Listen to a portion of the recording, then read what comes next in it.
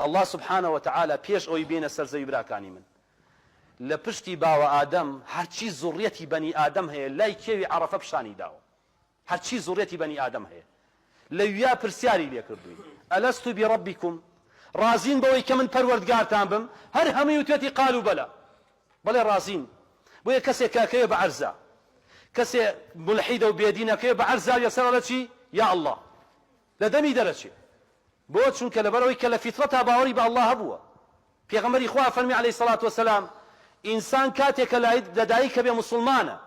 ئەوە دایک و باوکێتی کۆمەڵگەکەیەتی دەوروبەرەکەیەتی دینەکەیە گۆڕم بۆ ئەهلی کیتاب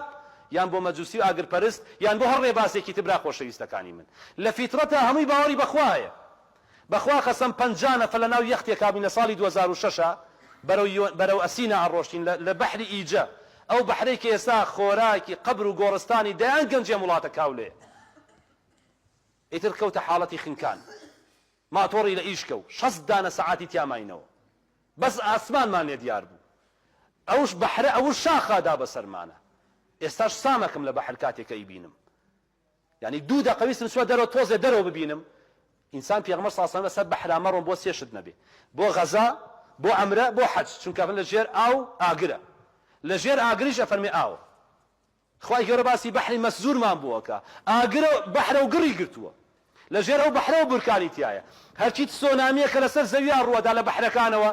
هەر هەمووی ئاگر و بورکانەکەی تێتەقێتەوە پەنا بەخوادا بەسەر مەنتیق و ناوچە و کاولی وێرانیەک ئیلم تا ئێستا نەیتوانێ ئاگرەکەش تێپەڕێنێ ئەوەنە سام ناکە والله یەزیدیمان لەگەڵا بووە لەناو ئەو یەختەی هاوای کردوتە خوای گەورە بە تاقی دنیا